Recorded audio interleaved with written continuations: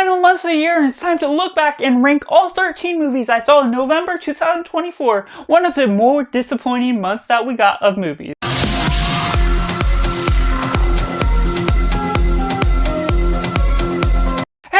Welcome Cinema, where we focus on a film. I'm Josh, this is Simply Cinema. Let me know down in the comments below, how would you rank all the movies you saw last month from your least favorite to your favorite? And was it a good month for you? Did you generally enjoy the movies you watched, or was it a little bit sour on that note? Make sure to like this video if you enjoy it, subscribe if you haven't already to join in the film culture community where we talk about the love of cinema as a whole. And getting right into it, at last place we have Red One.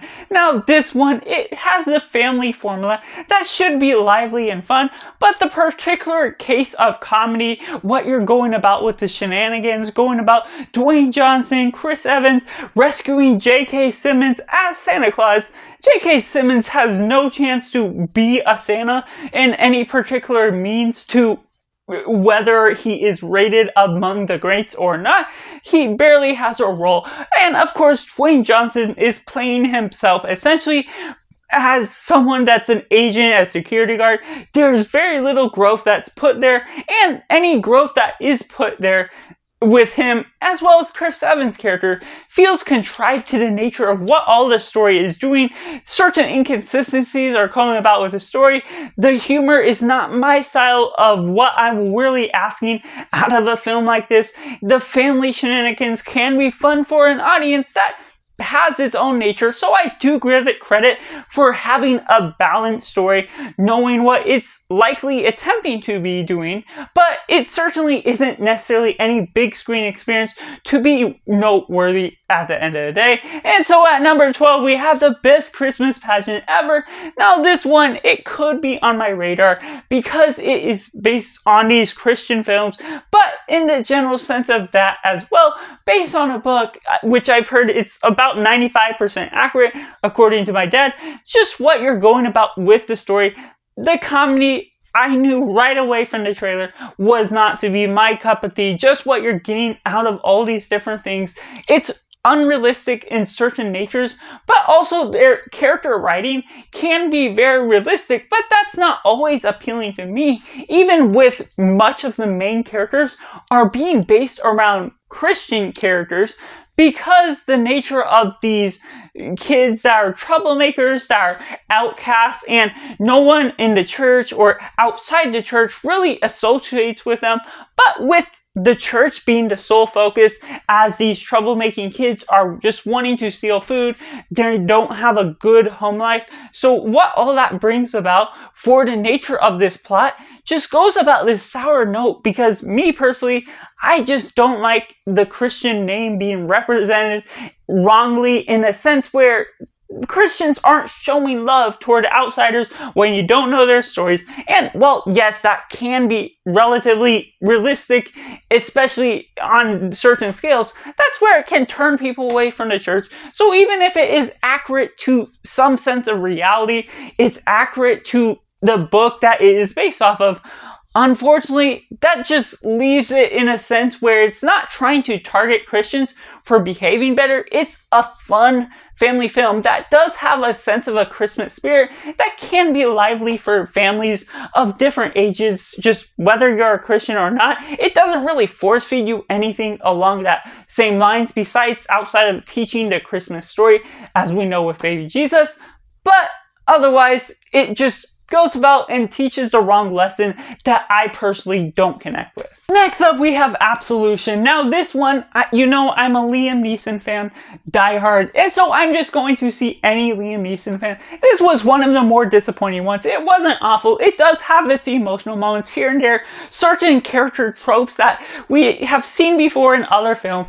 It's Liam Neeson going about this other sort of action drama, and it's not necessarily as heavily action-based as some of his other films have been, so there could be that going for it. But at the same time, there's some family tropes where he's struggling to connect with his daughter, to connect with his grandson that he's sort of estranged from, and so just the behavior that all goes about because he kept his secretive job away from them that just goes about certain things that blends with other stories that I've seen before, but then better within the other films. There's certain character relationships that can connect, but with multiple different storylines going on at once, different goals that are happening, while it can make sense to some relative real life circumstance, it doesn't necessarily connect well with a hour and a half to 2 hour experience, whatever this one was, and didn't necessarily connect with me, having watched it at the beginning of the month and not necessarily having too much memory of each moment that happened to go by. Top 10, we have Moana 2. Now, if you know me, Moana is one of my favorite animated films, if not my favorite Disney animated film of what we've just gotten out of the recent revival era. And so just going into this, I had high hopes, even if I wasn't necessarily expecting anything on the level, but also learning that this was meant to be a Disney Plus series that got formatted to a sequel because of the writers and actors strike that sort of shifted things. Disney wanted to make a quick buck, so they reformatted it to this sequel that feels a little soulless. There's definitely writing that feels left outside of what you're ultimately going for. It has a fun family adventure. There's some laughs here and there, but it just doesn't have certainly any character development that feels proper to the script or any thematic ideas that feels as lively and powerful as what the first one brings us. And while some of the songs can be good, they're definitely not as memorable because there's so many moments that pay homage to the first and pay on the odes of what's all going of the nostalgia, what we all know and love about the first, that just blends itself too much into this film and ultimately didn't feel like it was finished as a script, probably because it was partially done within the animated sequel series, and so just how that all comes about just makes it an underwhelming time because of the basis of all the characters that are involved. Which takes me into number 9. We have Bonhoeffer, another disappointing one to say the least. Just generally going into this as an Angel Studios fan, basing on the portrayal of real life dramas. Now this could work possibly for some. I haven't heard too many positive or mixed reviews on it to begin with, but it's just one of my more disappointing ones that I've seen from them just on the basis of the story. There are certain sound qualities where too much whispering scenes are going on that it could be corrected in the theater, but obviously weren't because everything else is working out just fine with the volume. And there's certain music that almost is at the level of some of the dialogue, and so that can throw off some of the momentum of the story. And it felt like, for me, having not known as much about who Bonhoeffer was to begin with, who he was as a person, his ideals, it was tackling too many things with multiple different flashbacks over a 20-year span. And while yes, you get the indication of what time period, what year it was at the first placement it puts you in that year, it later sort of jumbles things up a bit and ultimately makes it a little bit of a frustrating, a little bit boring experience. Maybe I expected a little more action than what was deserving of what was being told of this story, but ultimately, even as someone that this could be targeted toward, as a drama fan, as a war fan, as someone that likes Angel Studios pieces, ultimately this biopic was not worth serving for me. Next up, we have Nutcrackers, a recent Hulu comedy that is serviceable to the nature of its means. It has certain story tropes that I just enjoy the nature of what all it's going into. The loss of parents, the idea of fostering, the way they explore those themes are good. Ben Stiller can be fun in his role, has emotional moments here and there spread throughout the film. But my biggest problem with the film, even though you're having some great performances from the kids, that all these four brothers are making their debuts as actors, that was really great. My biggest disappointment was the nature of how familiar it felt. It's one of the most familiar films that I felt as of recently, and just experiencing things go about in almost a sense of predictability in the nature of how beat after beat just feels like I've seen it before, goes about these familiar natures that are undeniably odd to just experience in the nature of what you're expecting. Very generic. It doesn't necessarily feel it's going outside of the bounds of being risky with the nature of what it's exploring. It does exactly what it needs to be doing with its job, outside of the nature of feeling unique with the nature of what it's trying to say, how it's portraying its theme. And so that doesn't necessarily speak itself emotionally on the levels it needs to. Some of the comedy, certain things just trip up along the way. And so therefore, while this could be a movie that the fostering or deeper themes might mean something to me because I like movies based on real life, this was one drama comedy that just didn't necessarily hit all the right beats at the right tempo. And at number 7, we have Gladiator 2. Now, I'm not a huge fan of the first, so it's not a huge letdown getting into this experience, but that doesn't mean what this story was headed after had its own faults that could have been so much better if it was attempting to try something original and new with its story. While it can work for some because it's paying homage to the legacy of the first Gladiator movie, unfortunately, many of the narrative beats are just going about the same realm of what the first Gladiator movie did, except with Paul Mescal and how we're going about with that. Pedro Pascal also has a great performance.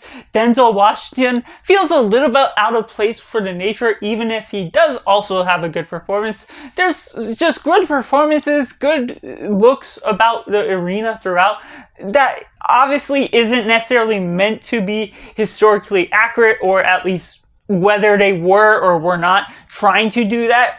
It's just a fictional tale that can have its fun moments, good action, but certain CGI moments just don't look quite so finished to where it's distracting to the focus of the film, to the action, how certain things pay off, and certain things where a crowd is large and you don't necessarily have a megaphone or the stadium to announce yourself, and you're able to break those rules on how many people are hearing what is said in this small, close setting. And so how that all rolls on about is just something that trips up along the story. It's definitely not a horrible one, but not necessarily one I'll be revisiting quite anytime soon. Which takes me into number 6. We have here from Robert Zemeckis. Now this is a potent film. It definitely has some high favor to it.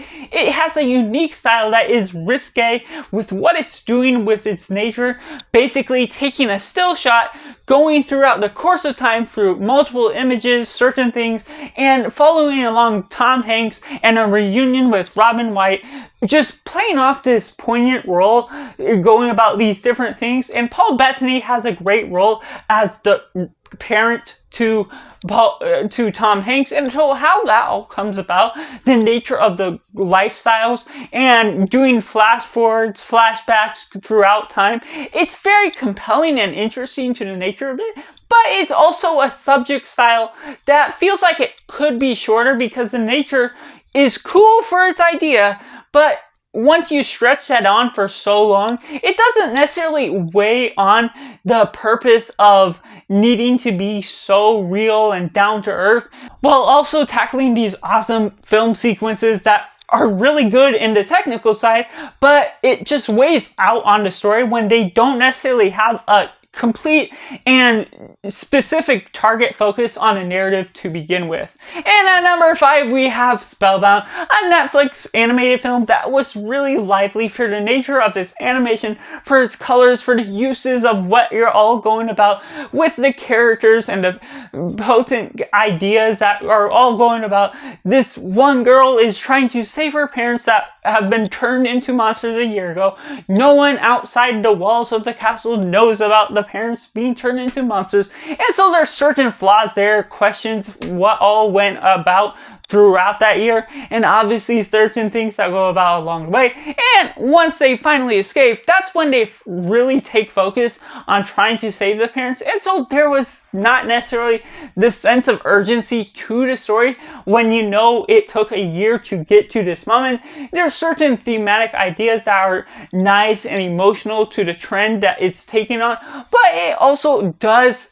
like I've mentioned with previous films, feel familiar to what it's doing with its story beats, certain things where it's predictable in the sense of where it's taking the story, what all is going to happen next from circumstance to circumstance, and what it does with its main villain, the darkness. Essentially, it's just a scribble tornado in this lively animated film that, while there's certain technical animated features that really stand out, whether these laser blast scenes that look really animated for the nature and metaphorical nature of sound being a negative force within this world, ultimately putting that with the darkness as a scribble and the parents being an uninspiring random shaped monster just goes about in a way that, while it has its good narrative beats and certain ideas that I do attach myself to, there's some flaws along the way that really holds it back. And at number 4, we have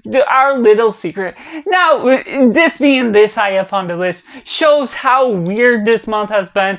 Now, this is me not being experienced with Hallmark Christmas films or Hallmark films to begin with. This was a Netflix one of the own style that goes about these cheesy things. There's flaws, illogical sequences that question how certain things come about, but the charm to it, and having Lindsay Lohan back on the screen for the first time in her Netflix, I'm just loving what we got out of the relationship. The chemistry works, what we're getting out of the family, but it's also random in a circumstance where that main couple is trying to hide that they met before.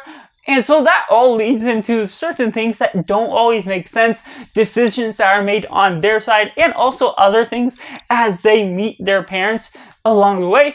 But it does lead into ultimately a fun experience that, yes, the flaws are there and present, but the enjoyable factor, the Christmas charm, is certainly present as well, and that's what made it a lively present. Which takes us into our top 3. We have Wicked Part 1. Now, this is just lively to the nature of its musical. I haven't seen the musical on Broadway. I'm not anywhere near any of the shows.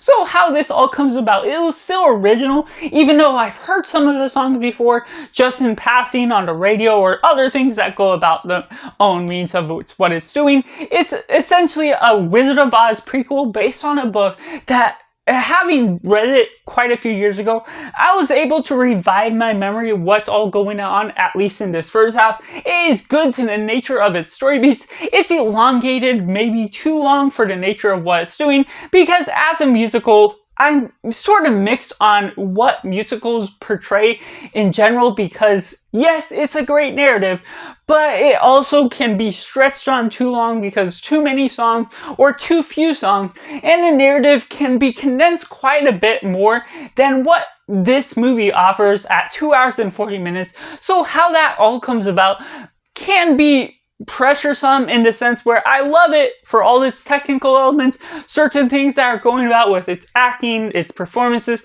that I love what we get out of Rivo and Ariana Grande as their own respective characters, and the setup for where we're leading into a part 2. I love passion projects that go about like that, especially for as extensive as they can be. But there's still also a side that sort of wants this story to be a little bit more cut and dry to the nature of just telling us the narrative and moving on to part 2. And that takes us into number 2. We have Music by John Williams documentary over on Disney Plus. This is a cut and dry film documentary that it's very by the books for a documentary that I'm still trying to explore much more in my personal presence of not having seen too many documentaries. And so this one, it was relatively informing.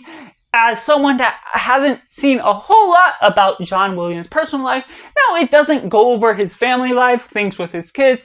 They do have his kids and his wife on the presence of what this is doing. And I definitely did enjoy a lot of the Steven Spielberg interviews, certain other ones such as Ron Howard, George Lucas, and of course the main focus is on Star Wars, Indiana Jones. Those are the two main articles that pop up, especially since he's done the movies of them, but there were also informational guides to other movies he's worked on, or movies he's worked on before he was well known for Star Wars, or just anything along the lines of that. So that's just where it's noteworthy in the nature of what all you're getting out of this John Williams documentary, that while it can be relatively tropish for what a documentary sets itself out to be, it's still a solid one, especially within a month of not so great movies. Which takes me into number one, Heretic. Now, me being a Christian, this isn't necessarily the one I would have expected,